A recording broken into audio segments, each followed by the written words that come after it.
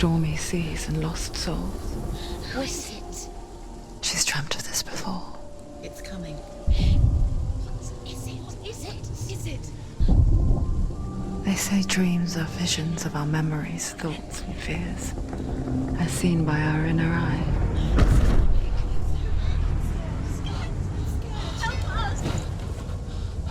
But what if each one of us is always dreaming, even when awake?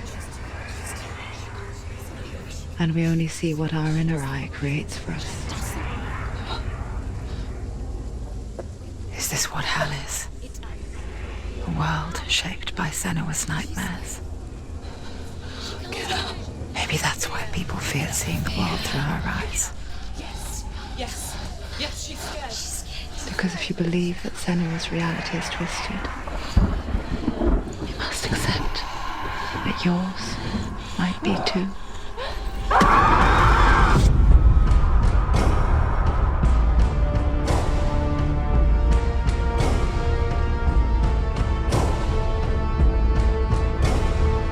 Hellblade: Senua's Sacrifice is a video game about Senua, a Celtic warrior on a vision quest into Viking territory. But what sets our hero Senua apart is that she suffers from severe psychotic mental illness. He knows she's getting closer. He can feel her coming closer. She's getting closer. The original idea for Hellblade was to create a classic hero's journey, a journey of suffering, but one where the fantasy world is not another planet or alternate universe, but a world that is constructed in Senua's mind. But to do so would mean putting psychotic mental illness at the center of the experience, a subject that is still considered taboo, and a challenge that was both terrifying and exciting in equal measure. In Hellblade, the starting point was a newly discovered Celtic goddess called Senua in Ashwell, Hertfordshire. When first discovered, her name was thought to be Senua, a name which I liked and kept. I wondered if Senua might have been a Celtic warrior like Boudica who stood up to the Romans. While the Romans had conquered all of Europe, there was a group of Celts up in the furthest reaches of the Roman Empire that could not be conquered, the Picts. And so the Romans built a wall, called Hadrian's Wall, that spans across Britain from sea to sea to keep the Pictish barbarians at bay. The Picts were known for their war paint, painted on with woad, and their matted hair clumped with lime. And so Senua would be a barbarian Pict in this image. What's your name? Senua. I haven't seen you before. I don't live home much. Oh, Zeno's daughter. I have to go. Wait! Orkney is off the coast of Scotland and was inhabited by the Picts, steeped in history and mystery, and so I made Orkney Senua's home and set the stage for a crisis. In the late 8th century, the first Vikings landed on the Orkney Islands. The population of the Picts crashed thereafter, replaced by the Norsemen of the 9th century. Were they wiped out? We don't know for sure, but it would seem likely given the reputation of the Vikings. The Northmen's brutality is legendary. High-ranking leaders and chieftains of the tribes they conquered were often offered as sacrifice to their gods. The most brutal of these sacrifices was known as the Blood Eagle. I imagine Senua as a young female warrior who returns home from exile to find her partner, Dillion, brutally sacrificed to a Norse god by these hellish warriors from a faraway land. I imagine the horror of this moment and how it would have dragged her deep into mental torment.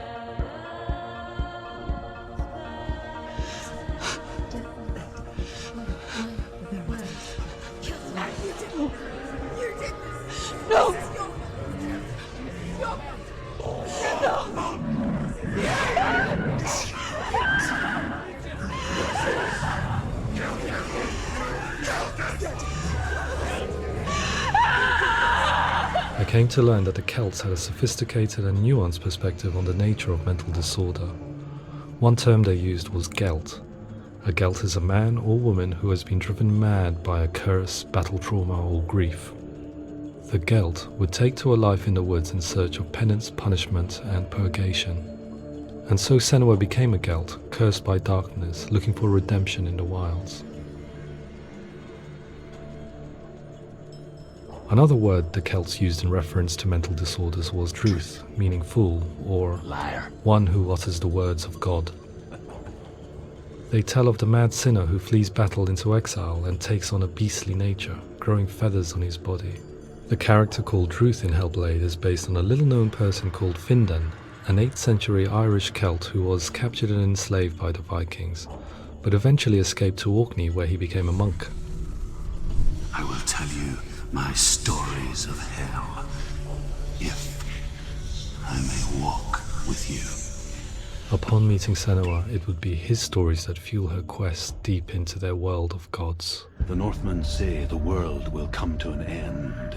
The sun will grow black, the earth will sink into the sea, the stars will disappear, fire and water will meet, flames will play against the sky, the heavens and earth and all the world will be burned, all the gods will be dead, and the warriors of Valhalla and people everywhere.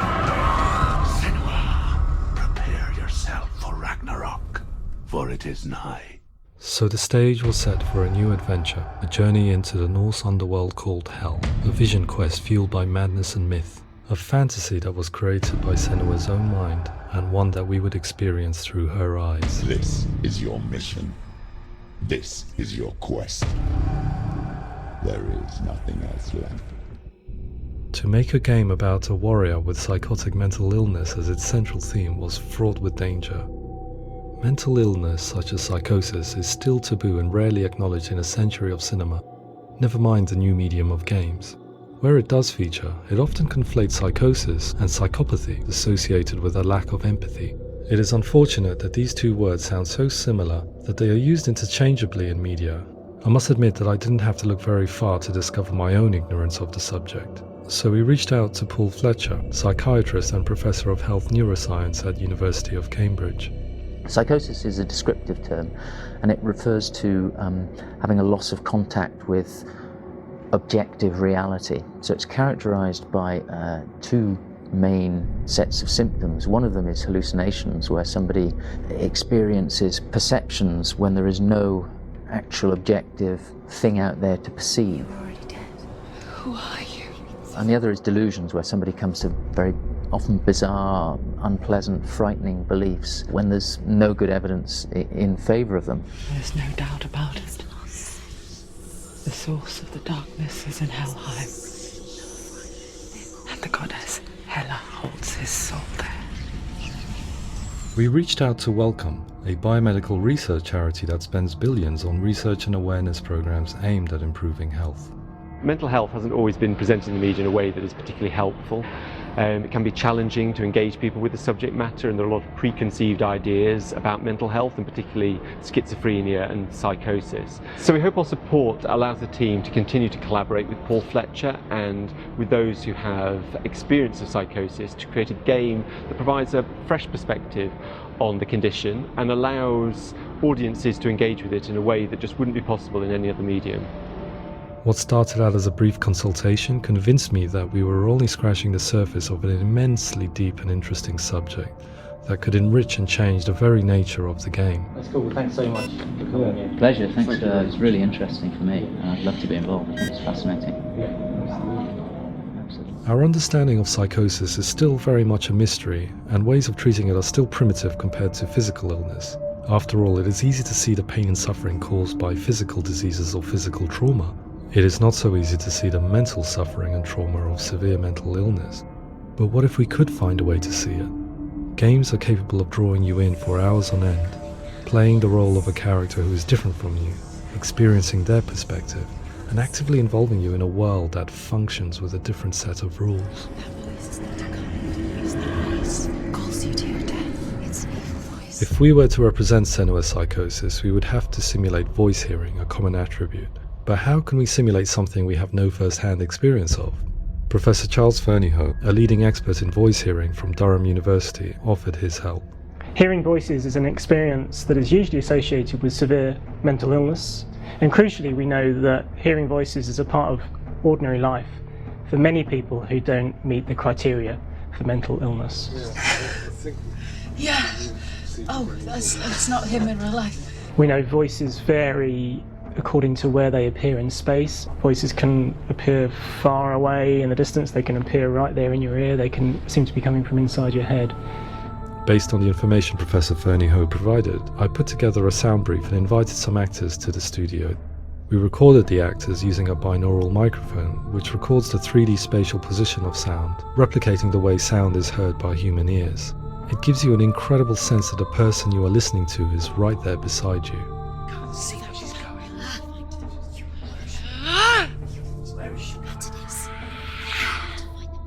Rachel Waddingham from the Voice Collective came to our studio with 2 young voice hearers to speak to our team. We talked at length about their experiences and they listened to our tests, giving us feedback on how we could improve on it. Everyone hates her.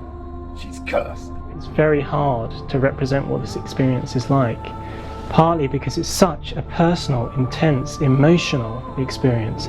It's testament to how Ninja Theory have been listening to what the researchers are saying, but also crucially listening to the experts by experience. What they've come up with is so compelling. It's by far the best representation I've heard of what these experiences are like.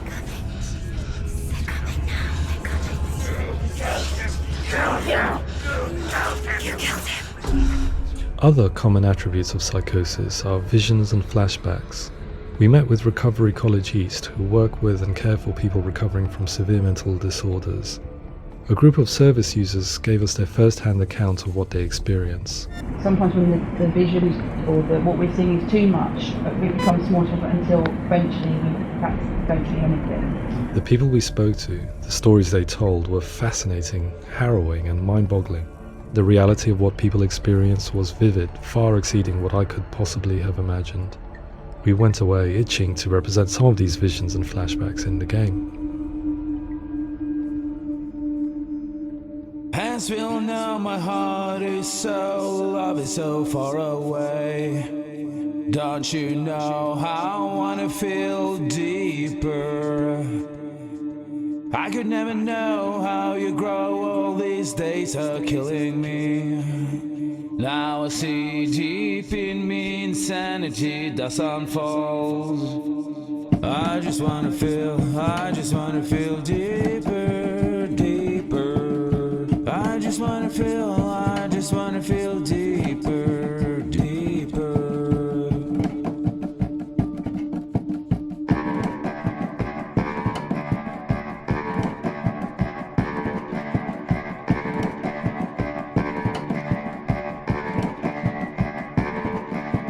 As we all know, my heart is so, love is so far away. Don't you know how I wanna feel deeper? I could never know how you grow, all these days are killing me. Feel like this, read like this, I just wanna live, that's all. I just wanna feel deeper, deeper. I just wanna feel deeper, deeper.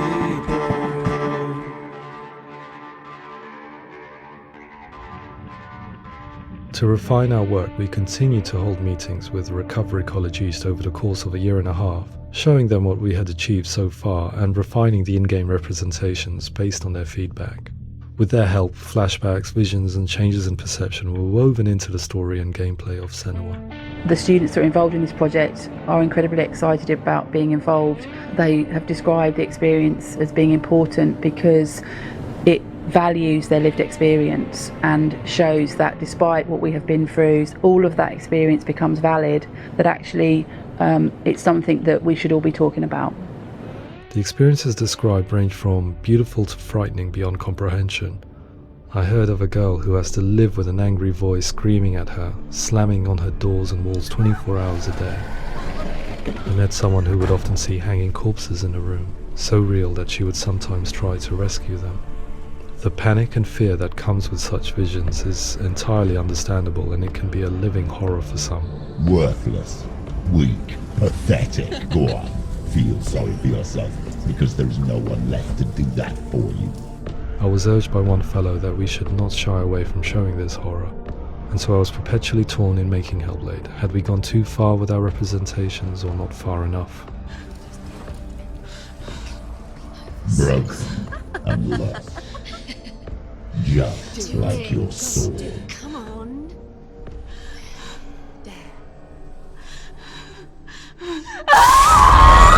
In some ways, voice hearing and visions were the low-hanging fruit, so to speak.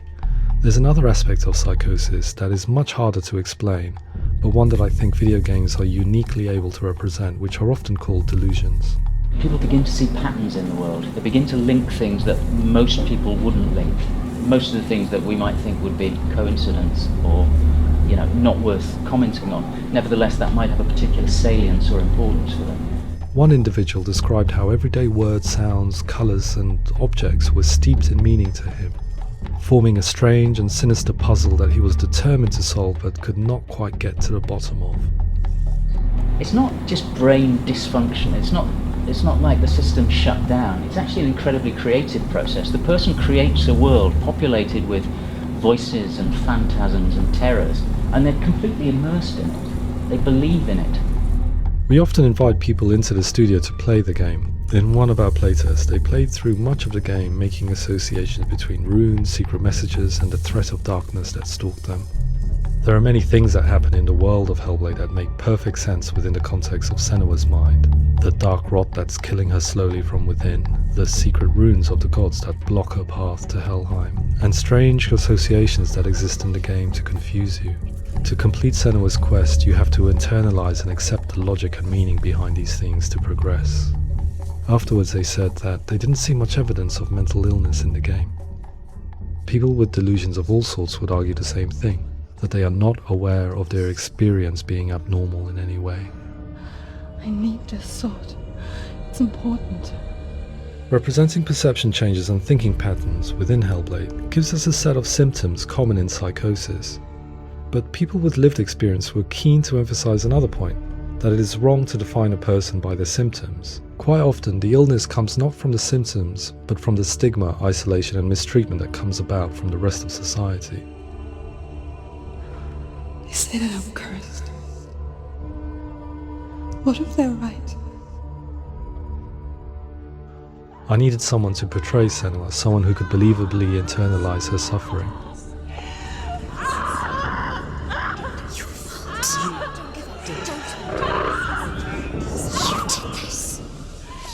Melina Jurgens, our video editor, had been a stand-in for Senua over a few months while we perfected our motion capture techniques.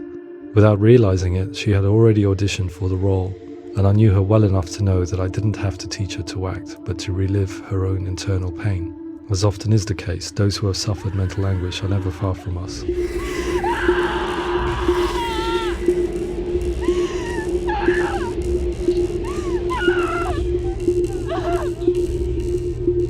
My hope is that by creating a compelling and aspirational character in Senua who feels very much real, albeit in a fantasy setting, we can provide a lens into her reality, a different one to yours, and this is where storytelling comes into play. I imagined her life based on common threads in real people's lives. She was always prone to psychosis as a child. Her mother Galina also heard voices and had visions, so perhaps there was a genetic aspect. Or perhaps it was cultural, as she lived within a world without science, of gods and superstition, as exemplified by her druid father Zimbal. Psychosis developed in her late teens to early 20s and was exacerbated by stigma and isolation at the hands of the clansmen and her father. This darkness. It's spreading. The trauma of seeing her lover Dillian sacrificed tips her over the edge, making her remodel her reality around a concept that connects everything: the darkness. So the question, is what Senua experiences real? Can only be answered by saying, yes, it is real. It is her reality. All of her suffering will have been for nothing. It's just a matter of time.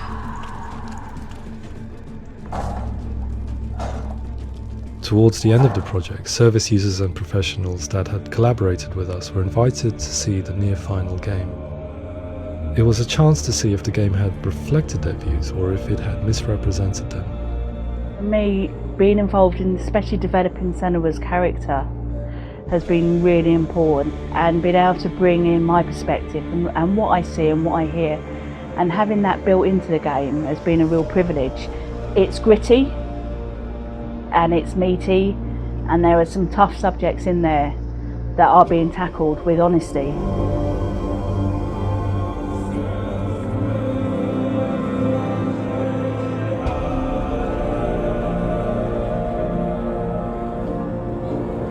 I was blown away by it today, absolutely blown away.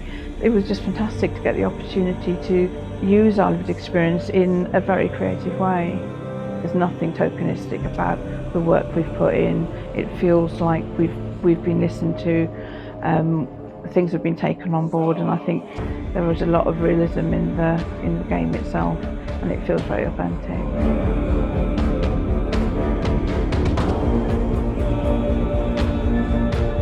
Hellblade will give people a good experience of what it's like to hear voices and have those experiences. I'm glad that the guys at Ninja Theory kind of asked us to come along and help them build an experience that's positive when it comes out, and get myself a copy and have a go.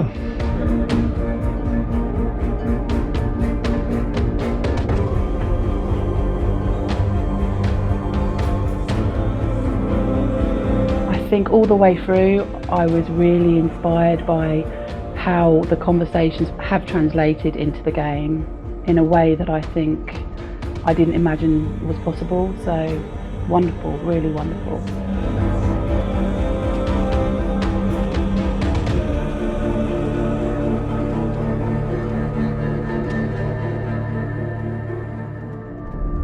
I really hope that others will follow the lead they've set and use the power of something like a video game to change people's perceptions, to increase understanding, and ultimately to make some of the stigma around voice hearing and other experiences go away.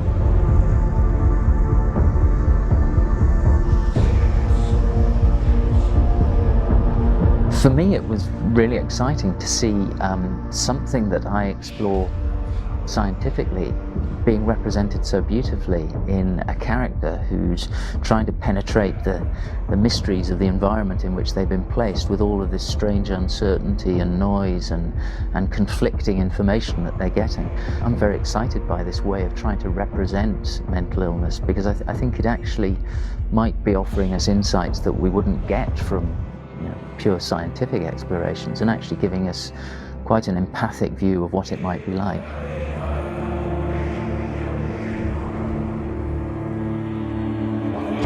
Mental illness has been with us for as long as we have been on this planet, but why? Why hasn't evolution stamped out this weakness from within our gene pool? I often pondered this question until I realized that the question had an inbuilt flaw. It assumes that being and thinking differently is a weakness. The only reason we have computers, spacecraft, medicine, poetry, art, and yes, even video games is because individuals are able to simulate new abstract realities in their minds and share them with the rest of us. We need people to be willing to see differently in order for us to progress and survive as society. And we need to be open to these new ways of seeing. And it is this spirit that motivated me to create Senua's story and share it with you.